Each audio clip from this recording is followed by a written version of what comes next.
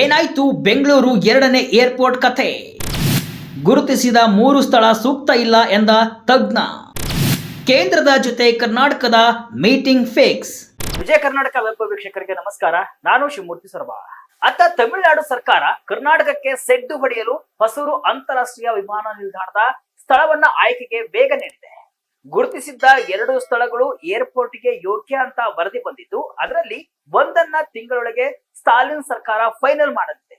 ಆದ್ರೆ ಬೆಂಗಳೂರಿನಲ್ಲಿ ನಿರ್ಮಿಸಲು ಉದ್ದೇಶಿಸಲಾಗಿರುವಂತಹ 2ನೇ ಅಂತಾರಾಷ್ಟ್ರೀಯ ವಿಮಾನ ನಿಲ್ದಾಣ ಹೆಚ್ಚಿನ ಪ್ರಗತಿ ಕಾಣ್ತಾ ಇಲ್ಲ. ದಿನಕ್ಕೊಂದು ವಿಘ್ನ ಎದುರಾಗ್ತಾ ಇದೆ. ಭಾರತೀಯ ವಿಮಾನ ನಿಲ್ದಾಣ ಪ್ರಾಧಿಕಾರ 3 ಸ್ಥಳಗಳನ್ನ ಪರಿಶೀಲನೆಯನ್ನ ನಡೆಸಿದ್ರು ಕೂಡ ಯಾವುದೇ ವರದಿಯನ್ನ ಇದುವರೆಗೂ ನೀಡಿಲ್ಲ.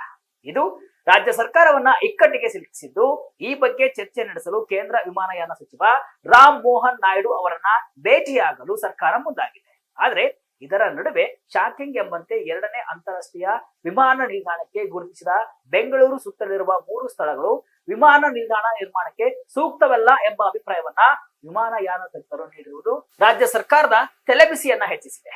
ಹೌದು, ಬೆಂಗಳೂರಿನ 2ನೇ ಅಂತಾರಾಷ್ಟ್ರೀಯ ವಿಮಾನ ನಿಲ್ದಾಣದ ಬಗ್ಗೆ ಭಾರಿ ಚರ್ಚೆ ಆಗ್ತಾ ಇದೆ. ಆದ್ರೆ ಯಾವುದೇ ಪ್ರಗತಿ ಮಾತ್ರ ಕಾಣ್ತಾ ಇಲ್ಲ. ಅತ್ತ ತಮಿಳುನಾಡು ಹೊಸೂರಲ್ಲಿ ಏರ್ಪೋರ್ಟ್ ಸ್ಥಳ ಫೈನಲ್ ಮಾಡುವ ಹಂತಕ್ಕೆ ಬಂದು ನಿಂತಿದೆ. ವಿಮಾನ ನಿಲ್ದಾಣ ಪ್ರಾಧಿಕಾರ ಯಾವುದೇ ವರದಿಯನ್ನ ನೀಡದ ಹಿನ್ನೆಲೆ ಕರ್ನಾಟಕ ಸರ್ಕಾರ ಕೇಂದ್ರ ನಾಗರಿಕ ವಿಮಾನಯಾನ ಸಚಿವ ರಾಮ್ ಮೋಹನ್ ನಾಯ್ಡು ಅವರನ್ನ ಭೇಟಿಯಾಗಲು ಮುಂದಾಗಿದೆ.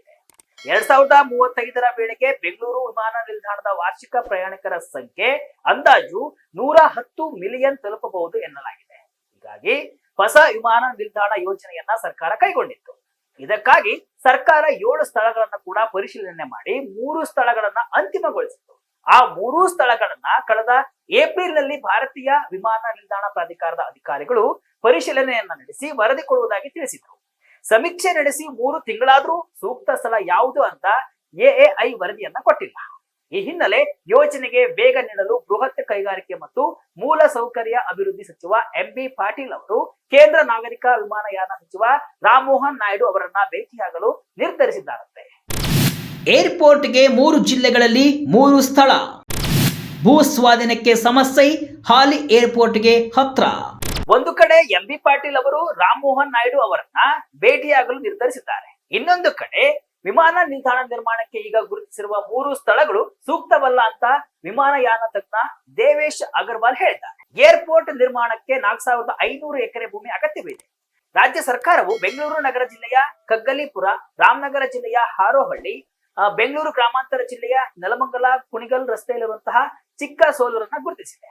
ಆದ್ರೆ ಈ 3 ಸ್ಥಳಗಳು ಸೂಕ್ತವಲ್ಲ ಅಂತ ವಿಮಾನಯಾನ ತಜ್ಞರು ಹೇಳಿದ್ದಾರೆ.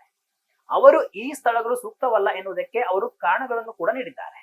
ಆ 3 ಸ್ಥಳಗಳಲ್ಲಿ ಸರ್ಕಾರಕ್ಕೆ ಭೂ ಸ್ವಾಧೀನವು ದೊಡ್ಡ ಸಮಸ್ಯೆಯಾಗಬಹುದು. ದೇವನಹಳ್ಳಿಯಲ್ಲಿ ಏರೋಸ್ಪೇಸ್ ಪಾರ್ಕ್ ನಿರ್ಮಾಣಕ್ಕಾಗಿ ಭೂಮಿ ಸ್ವಾಧೀನ ಪಡಿಸಿಕೊಂಡಾಗ ರೈತರು ಪ್ರತಿಭಟನೆಯನ್ನ ನಡೆಸಿದ್ರು.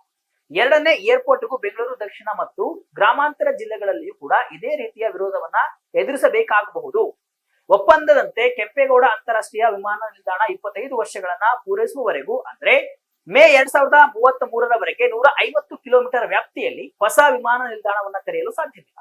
ಆಯ್ಕೆ ಮಾಡಿರುವ ಸ್ಥಳಗಳು ನಗರ ಕೇಂದ್ರದಿಂದ 25ರಿಂದ 45 ಕಿಲೋಮೀಟರ್ ದೂರದಲ್ಲಿವೆ. ಇನ್ನು ವಿಮಾನ ನಿಲ್ದಾಣದಿಂದ 80 ಕಿಲೋಮೀಟರ್ ಒಳಗಿದೆ. ಆದ್ದರಿಂದ ಈ ಸ್ಥಳಗಳು ಬೇಡ ಎನ್ನುವುದು ಅವರ ಅಭಿಪ್ರಾಯ. ಸರ್ಕಾರಕ್ಕೆ 3 ಶಿಫಾರಸು ನೀಡಿದ ಅಗರ್ವಾಲ್. ಬೆಂಗಳೂರು ಮೈಸೂರು ಮಧ್ಯೆ ನಿರ್ಮಿಸಲು ಸಲಹೆ. ಈ 3 ಸ್ಥಳಗಳು ಬೇಡ ಎಂದಿರುವ ದೇವೇಶ್ ಅಗರ್ವಾಲ್ ಅವರು ಹೊಸ ವಿಮಾನ ನಿಲ್ದಾಣವನ್ನ ಬೆಂಗಳೂರು ಮತ್ತು ಮೈಸೂರು ನಡುವೆ ನಿರ್ಮಿಸಬೇಕು. ಇದರಿಂದ ಬೆಂಗಳೂರಿನ ದಕ್ಷಿಣ ಮತ್ತು ನೈಋತ್ಯದಲ್ಲಿರುವಂತಹ ಹಲವು ಟೈರ್ 2 ನಗರಗಳಿಗೆ ಇದು ಅನುಕೂಲವಾಗುತ್ತೆ. ಜೊತೆಗೆ ಈ ಪ್ರದೇಶದ ಕೈಗಾರಿಕೆಗಳಿಗೂ ಸಹಾಯವಾಗುತ್ತೆ.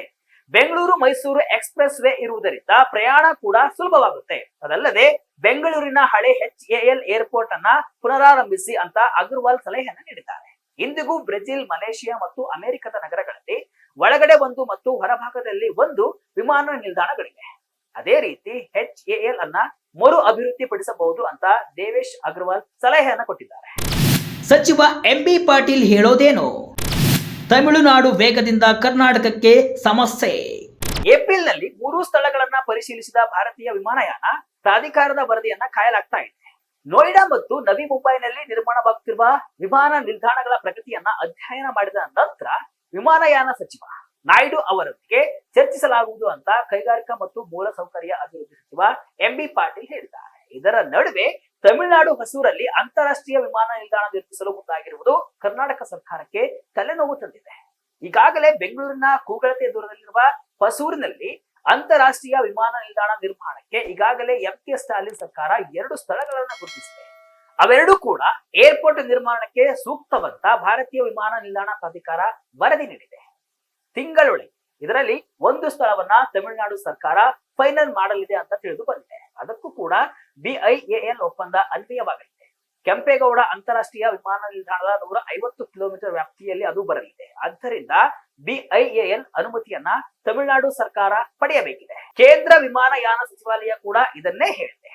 ಒಟ್ಟಾರೆಯಾಗಿ ಬೆಂಗಳೂರಿಗೆ 2ನೇ ವಿಮಾನ ನಿಲ್ದಾಣದ ಪ್ರಸ್ತಾಪವು ಹಲವು ಸವಾಲುಗಳನ್ನ ಎದುರಿಸ್ತಾ ಇದೆ. ಭೂ ಸ್ವಾಧೀನ ಸ್ಥಳದ ಆಯ್ಕೆ ಮತ್ತು ನೆರೆಯ ರಾಜ್ಯದ ವಿಮಾನ ನಿಲ್ದಾಣದ ಪ್ರಸ್ತಾಪಗಳು ಈ ಯೋಜನೆಯ ಭವಿಷ್ಯವನ್ನ ನಿರ್ಧರಿಸಲಿದೆ. ಕರ್ನಾಟಕ ಸರ್ಕಾರವು ಈ ಎಲ್ಲಾ ಅಂಶಗಳನ್ನ ಪರಿಗಣಿಸಿ ಮುಂದಿನ ಕ್ರಮಗಳನ್ನ ತೆಗೆದುಕೊಳ್ಳಬೇಕಿದೆ ಅಂತಾರೆ ತಜ್ಞರು.